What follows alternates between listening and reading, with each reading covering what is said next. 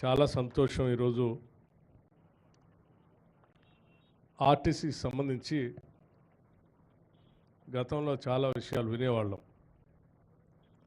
ఎప్పుడూ ఆర్టీసీ సిబ్బంది జీతాల కోసం బాధపడుతున్నారని, లేకపోతే ఆర్టీసీకి కావాల్సినటువంటి డబ్బు ప్రభుత్వం నుంచి రావాల్సింది రాకపోవటం వల్ల ఇబ్బంది పడుతున్నారని, ఆర్టీసీని ఎప్పుడు ప్రైవేట్ పరం చేస్తారో అనేటువంటి ఆందోళన, ఆర్టీసీ ఆస్తులను అమ్ముతారో అనేటువంటి ఆందోళన, ఆర్టీసీని పూర్తిగా ప్రైవేట్ పరం చేసి రాష్ట్ర ప్రభుత్వ రంగ సంస్థగా మిగలదేమనేటువంటి ఆందోళన ఎప్పుడూ వింటూ ఉండేవాళ్ళం. అటువంటి ఆందోళన కార్యక్రమంలో పెద్ద ఎత్తున ఆనాడు మనమందరం కోరి కొట్లాడి తెచ్చుకున్న తెలంగాణ రాష్ట్రంలో మీరందరూ పెద్ద ఎత్తున సమ్మె చేస్తే కూడా ఆ సమ్మెను ఉక్కుపాదంతో అనగదొక్కి మీకు స్వేచ్ఛ అనేదే లేకుండా, భావ స్వేచ్ఛ అనేదే లేకుండా చేసినటువంటి గత ప్రభుత్వ టీఆర్ఎస్ పాలనను చూసాం. ఈరోజు పట్టుమని 90 రోజులు కూడా పూర్తి కాలేదు.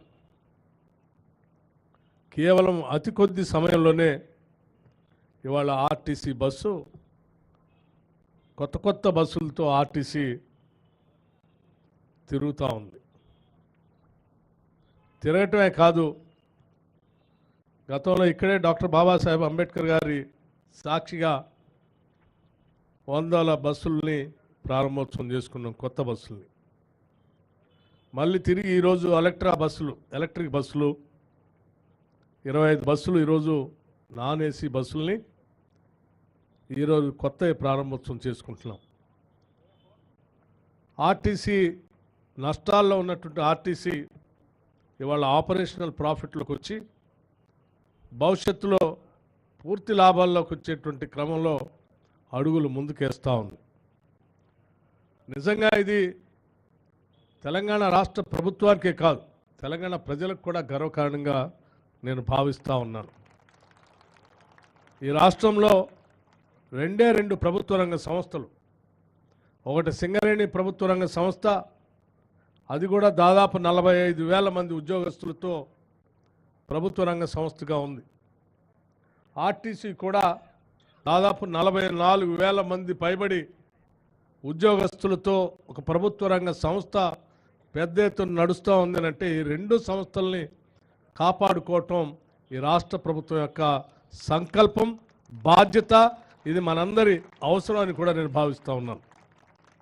పెద్ద ఎత్తున దాదాపు 1,00,000 మందికి ఉద్యోగ అవకాశాలు కల్పిస్తూ, కొన్ని లక్షల మందికి రవాణాని సౌకర్యాలు కల్పిస్తూ ముందు తీసుకుని పోతున్నటువంటి ఆర్టీసీ ఈ తెలంగాణ రాష్ట్రానికి ఒక తలమానికం లాంటిదిగా భావిస్తూ ఆర్టీసీని అమ్మనీయం, ఆర్టీసీ ఆస్తులు అమ్మనీయం, ఆర్టీసీని నష్టాల్లో ఉండనీయం, ఆర్టీసీని ఉరుకులు పరుగులు పెట్టిస్తూ ప్రజలకి సేవ చేసే కార్యక్రమంలో భాగంగా కావాల్సినటువంటి ఆర్థికపరమైన సహాయ సహకారాలు ఎప్పుడూ అందిస్తూనే ఉంటాం. ఆర్టీసీలో పనిచేసే ప్రతి బిడ్డ ఈ తెలంగాణ బిడ్డనే. ఆ పనిచేసే ప్రతి బిడ్డకు సంబంధించిన కుటుంబం చల్లగా ఉండాలని, ఆర్టీసీలో ఉద్యోగం చేస్తున్నామన్నటువంటి భరోసాతో తన కుటుంబ సభ్యులు కూడా బతకాలని చెప్పి, ధైర్యంగా ఉండాలని చెప్పి ఈ రాష్ట్ర ప్రభుత్వం ఆలోచన చేస్తుంది అని చెప్పడానికి ఈ 90 రోజుల్లో అనేక ఉదాహరణలు మేము చెప్పగలం.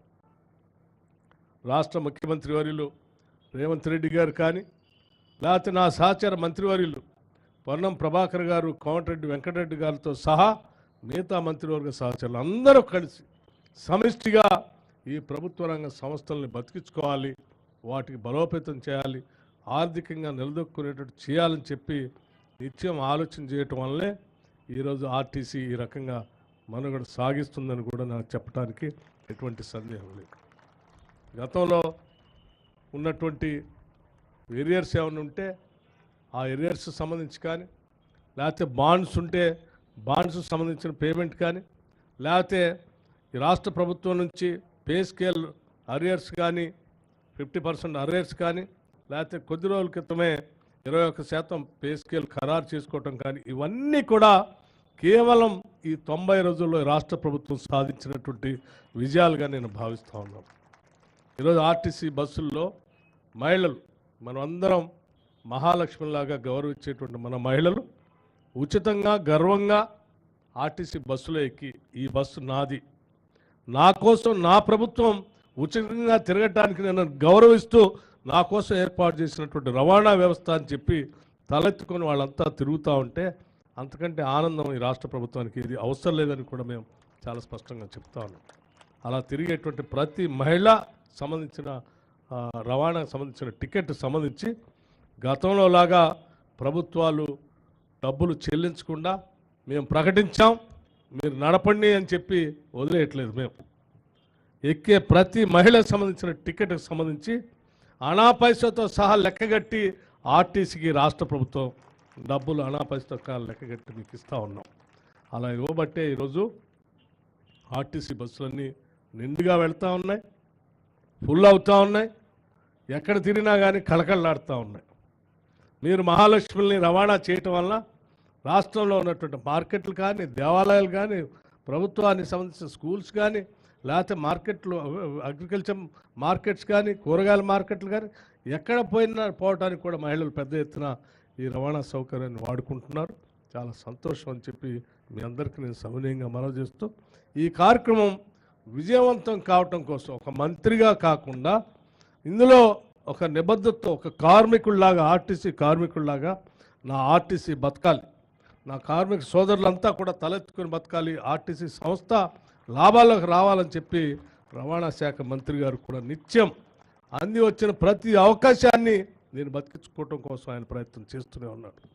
అది ప్రభుత్వంతో మాట్లాడటం కానీ, ఆర్థిక శాఖ నుంచి నిధులు ఇప్పించుకోవటంలో కానీ, లేకపోతే దీన్ని కొత్త మార్గంలో ప్రయాణం చేసే కార్యక్రమంలో కానీ వారికి ఉన్నటువంటి ఆర్గనైజేషన్ క్యాపబిలిటీస్ స్కిల్స్ అన్నింటినీ కూడా ఉపయోగించి ఆర్టీసీని ముందుకు తీసుకొని పోయే కార్యక్రమంలో పెద్ద ఎత్తున విజయం సాధిస్తూ ఉన్నారు. వారికి రాష్ట్ర ప్రభుత్వం తరఫున నా హృదయపూర్వకమైనటువంటి అభినందనలు తెలియజేస్తూ ఉన్నాను. అట్లాగే మరో మంత్రి గారు కోమటిరెడ్డి వెంకటరెడ్డి గారు, మీ బస్సులు తిరుగుతూ ఉన్నాయి, తిరగాలంటే నా రోడ్డు కావాలి. ఆ రోడ్డు గతుకుల్లో ఉంది, అందులో ఎక్కే మహిళలు మహాలక్ష్ములు కానీ, ఆర్టీసీ బస్సు కానీ, ప్రయాణికులు కానీ గతుకుల్లో ప్రయాణం చేసి ఇబ్బంది పడేటువంటి పరిస్థితి లేకుండా కేవలం రాష్ట్ర ప్రభుత్వ నిధుల నుంచే కాదు, నాకున్నటువంటి సంబంధాలతో అవసరమైతే కేంద్రంతో కూడా మాట్లాడి నిధులు తీసుకొచ్చి రూరల్ రోడ్లు కూడా వేయించడం కోసం నా ప్రయత్నం అంతా చేస్తున్నాను అని చెప్పడమే కాదు, చేసి కూడా చూపిస్తూ ఉన్నారు. 850 కోట్ల రూపాయలు ఒకటే స్ట్రోక్లో, సింగిల్ స్ట్రోక్లో రూరల్ రోడ్ల కోసం తీసుకొని రావటం అనేది సామాన్యమైనటువంటి విషయం కాదు. వారు ప్రత్యేక చొరవ తీసుకొని ఇక్కడ బడ్జెట్లో రాష్ట్ర ప్రభుత్వం నుంచి వచ్చే నిధులతో పాటు కేంద్రం నుంచి 850 కోట్ల రూపాయలు రూరల్ డెవలప్మెంట్, రూరల్ రోడ్ల కోసం తీసుకొచ్చినందుకు ఆర్టీసీ బస్సులు రవాణా సౌకర్యంగా ఉండేటట్టుగా వారు తీసుకుంటున్నటువంటి శ్రద్ధకు కూడా నేను కోమటిరెడ్డి వెంకటరెడ్డి గారిని మనస్ఫూర్తిగా అభినందిస్తూ ఉన్నాను. వీరందరూ కూడా మంత్రివర్గ సహచరులందరూ కూడా పెద్ద ఎత్తున ఈ రకంగా ఈ పాలనలో పూర్తి స్థాయిలో మనసు పెట్టి సంకల్పంతో ఆనాడు కాంగ్రెస్ పార్టీ ఆధ్వర్యంలో ఇచ్చిన ప్రతి గ్యారంటీని ప్రజలకు అందుబాటులో తీసుకొని రావడం కోసం ఒక నిబద్ధతతో కూడినటువంటి ప్రణాళికాబద్ధంగా ప్రతి మంత్రి ఈరోజు పనిచేస్తూ ఉన్నారు. కాబట్టి మేము చెప్పిన 6 గ్యారంటీల్ని గత ప్రభుత్వాలు చెప్పినటువంటి హామీలు 10 సంవత్సరాలైనా చేయలేకపోయారు. కానీ మేము 3 మాసాల్లోనే మేము ఇచ్చినటువంటి గ్యారంటీలన్నింటినీ అమలు చేసే కార్యక్రమం ముందు పోతాం.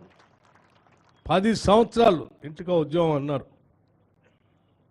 3 ఎకరాల భూమి అన్నారు, డబల్ బెడ్రూమ్ ఇల్లు అన్నారు, ఇలా చెప్పుకుంటూ పోతే అనేక హామీలు ఇచ్చారు. కానీ 10 సంవత్సరాల్లో ఏమి చేయలేకపోయారు. కానీ మేము ఇచ్చినటువంటి మాట ప్రకారం కేవలం 90 రోజుల్లోనే ఇన్ని హామీలు అమలు చేస్తూ ఉన్నామంటే ఎంతో నిబద్ధతతో ఈ మంత్రివర్గంలో ఉన్నటువంటి సహచరులు రేంబౌళ్ళు కష్టపడి ఆలోచన చేసి నిబద్ధతతో సంకల్పంతో పనిచేస్తున్నారు. కాబట్టి ఇవి మేము సాధించగలిగాం. కోట్ల మంది 0 టికెట్లు మహిళలు ప్రయాణం జరుగుతున్నా, లేకపోతే 10 లక్షల పైబడి ఆరోగ్యశ్రీకి సంబంధించినటువంటి ఉపయోగపడేటట్టుగా మేము అనౌన్స్ చేసినటువంటి ఆరోగ్యశ్రీ పథకం 10 లక్షలు కానీ, లేకపోతే 500 రూపాయలకే గ్యాస్ సిలిండర్లు ఇచ్చేటువంటి కార్యక్రమం కానీ, 200 యూనిట్ల వరకు ఉచితంగా అర్హత కలిగినటువంటి తెల్ల రేషన్ కార్డు లబ్ధిదారులందరికీ 200 యూనిట్ల వరకు ఉచితంగా కరెంట్ ఇచ్చేటువంటి కార్యక్రమం కానీ, నిన్నటికి నిన్న ఈ రాష్ట్రంలో పేద ఇంటి తల్లులు ఇంటి కళ నెరవేర్చడం కోసం మేము లాంఛనంగా శ్రీ సీతారామచంద్ర భద్రాచలం స్వామివారి సన్నిధిలో పేదవాళ్ళందరికీ ఇల్లు ఉండాలనే ఆలోచనతో నిన్న మేము లాంచ్ చేసినటువంటి ఇందిరమ్మ ఇంటి కళని నిజం చేస్తూ నిన్న మేము ప్రకటించినటువంటి విధానం కానీ, ఇవన్నీ కూడా మాకున్నటువంటి చిత్తశుద్ధిని, సంకల్పాన్ని రాష్ట్ర ప్రజలకి సంపదను పంచే కార్యక్రమంలో